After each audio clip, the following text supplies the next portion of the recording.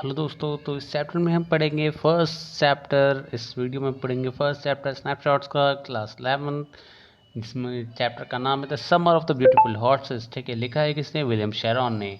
Start करते हैं। तो कहता है, one day back there in the good old days when I was 9 and the world was full of the every imaginable kind of magnificence. यहाँ पे कहता है कि ये उस टाइम की बात है जब मैं 9 साल का था। ठीक है, और दुनिया बहुत ही खूबसूरत थी उसके लिए। ठीक है, जब हम छोटे होते हैं ना, दुनिया बहुत ज़्यादा खूबसूरत होती है। ठीक है, and life was still a delightful and mysterious dream. और ज़िंदगी के बारे में, मिस्टीरियस ड्रीम का मतलब होता है ज़िंदगी जो है बहुत ज़्यादा, देखो हमें पता नहीं होता है जब हम छोटे होते हैं कि ज़िंदगी कहाँ जाएगी। ठीक है, खूबसूरत सपना होती है हमारी ज़िंदगी। जैसे हम बड़े होते हैं बहुत सारी चीज़ें बदल जाती हैं। ठीक है, my cousin Mourad who was considered crazy by everybody who knew him except me. तो यहाँ पे कहता है उस कज़न जो था, कज़न का मतलब अंकल या चाचा जो भी है, उसका भाई, मतलब अपना भाई तो बिल्कुल भी नहीं। ठीक है, तो यहाँ पे ये कहता है कि जो उसका कज़न मुराद था, उसको दुनिया के क्रेज़ी समझती थी, मुझे छोड़ के। क्रेज़ी का मतलब सन की समझती थी। ठीक है, come to my house at 4, कहता है 4 बजे मेरे घर आता है इन द मॉर्निंग, सुबह सुबह, and woke me up tapping on the window of my room. मुझे जगाता है और विंडो जो मेरी है ना उस पर टैप करता है। कहता है अरम ही सेड। अब ये यहाँ पे याद रखना कि चैप्टर में जो लेखक है उसका नाम अरम है ना। तो कहता है अरम, उसने कहा, और क्या कहता है, आई jumped out of the bed and looked out of the window. और मैं, मतलब क्या है, बेड से कूद गया और मैंने अपनी विंडो से बाहर देखा। आई couldn't believe what I saw. कहता है मैंने बिल्कुल विश्वास नहीं हुआ, भाई क्या देख लिया। इट वाजंट मॉर्निंग येट, लेकिन ये बिल्कुल भी सुबह नहीं हुई थी। But it was summer and with the daybreak not many minutes around the corner of the world, it was light enough for me to know I wasn't dreaming. कह रहा है कि देखो क्या है कि ना, आपने खुद देखा होगा, नोटिस किया होगा, गर्मियाँ जो होती है ना, जब गर्मियों में ना सुबह जो होती है सूरज उगने से पहले ही हो जाती है और काफ़ी साफ होता है मौसम। तो कहता है ऐसा ही एक मौसम था। कह रहा है और मैं बिल्कुल भी सपना नहीं देख रहा था। ठीक है, क्लियरली देख पा रहा था। माई कज़न मुराद वो sitting on the beautiful white horse. और जो मेरा कज़न मुराद था वो एक खूबसूरत से घोड़े के ऊपर बैठा हुआ था। ठीक है, I stuck my head out of the window and rubbed my eyes. और मैंने अपना जो सर है वो जो है, हेड जो है, विंडो के बाहर निकाला और मैंने अपनी आंखें जो है रब करके देखी, भाई सपना तो नहीं देख रहा हूँ क्या मैं। फिर कहता है yes he said in Armenian. तो मुराद कहता है येस, अर्मेनियन में कहता है वो, क्योंकि अर्मेनिया के दोनों लड़के हैं। It is horse, it is a horse.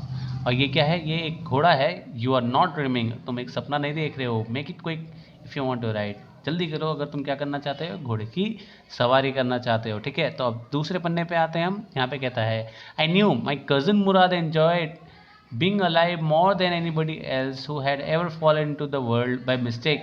कहता है मेरा जो कज़न मुराद था ना, वो उनमें से एक था जो अपनी ज़िंदगी को बहुत ज़्यादा एंजॉय करता था। ठीक है, उनमें से एक है जो गलती से पैदा हो गए हैं धरती पे।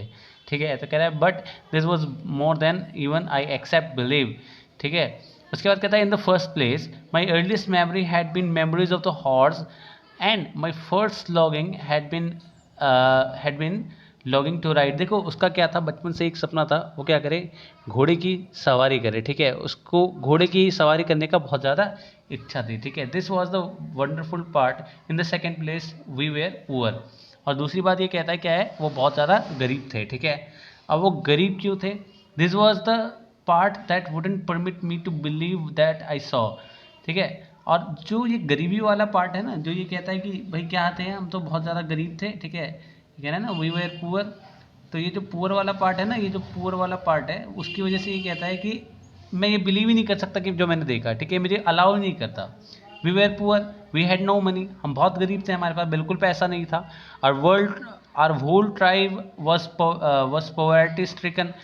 हमारी जो पूरी ट्राइब थी, ठीक है, जो पूरा ट्राइब था, ट्राइब का मतलब ग्रुप ऑफ द पीपल, एक जगह जो रहते हैं, कहता है कि हम लोग ना काफ़ी ज़्यादा गरीबी से जुड़े हुए थे। ठीक है, पॉवर्टी ने उनको चिपका रखा था, गरीबी उनसे चिपक गई थी। ठीक है, every branch of the Garoghlanian family was living in the most amazing and comical poverty in the world.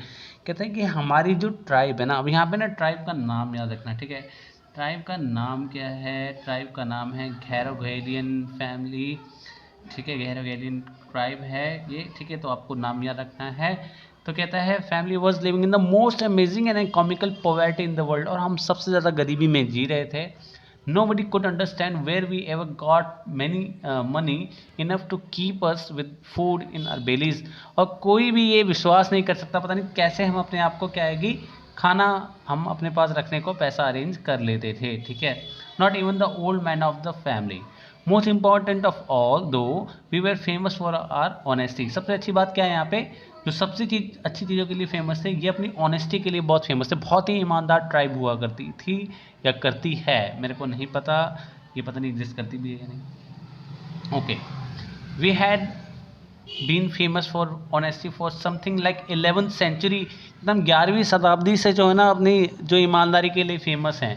Even when we had been the wealthiest family in what we like to think was the world, we were put first, honest next. ठीक है, तो कहता है कि यहाँ पे ना जो हमारी जो क्या है कि, तो ये पहले कहते हैं कि हम पहले ना अभिमानी थे, उसके बाद जो है हम ईमानदार थे. ठीक है, आपने देखा होगा, मैंने वीडियो की रखी है, ज़रा आवाज़ आ रही है. ठीक है, तो पहले हम अभिमानी थे, उसके बाद हम ईमानदार थे, और उसके बाद ही हम किसी और चीज़ के बारे में सोचते थे.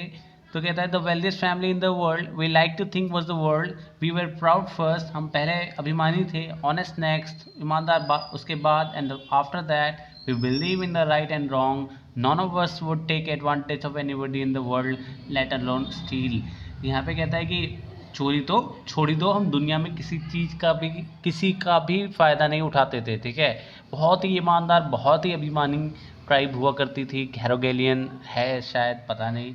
Consequently, even though I could see the horse so magnificent, even though I could smell it so lovely, even though I could hear it breathing so exciting, I couldn't believe the horse had anything to do with my cousin Murad.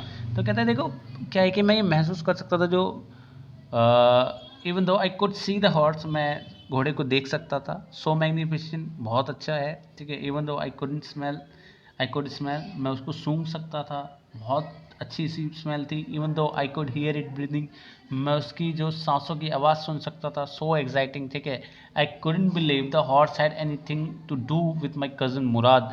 कह रहा है मैं believe ही नहीं कर सकता था कि भाई मेरे कज़न मुराद के पास एक घोड़ा कहाँ से आएगा. ठीक है, जाहिर सी बात आपको पता लगा, क्योंकि भाई बहुत गरीब हैं, घोड़े नहीं खरीद सकते हैं. और विद मी और with any of the members of our family, और मेरे साथ क्या, मेरे भाई के साथ क्या, मेरे साथ और मेरी फैमिली के साथ, हमें से किसी के पास ऐसा घोड़ा हो ही नहीं सकता है. ठीक है, asleep or awake, because I knew my cousin Murad couldn't have bought the horse. मुझे पता था कि मेरा जो कज़न मुराद है वो घोड़े को नहीं खरीद सकता था. And if he couldn't have bought it, must have stolen it, and I refused to believe he had stolen it. कह रहा है कि अगर वो खरीद नहीं सकता था तो उसने चुराया होगा, और अगर उसने चुराया है तो मैं बिल्कुल यकीन नहीं कर सकता, मैं एक्सेप्ट ही नहीं कर रहा कि उसने चुराया है. ठीक है, तो बाकी चैप्टर को अगले वीडियो में पढ़ेंगे. तब तक के लिए नमस्कार, टाटा, बाय बाय.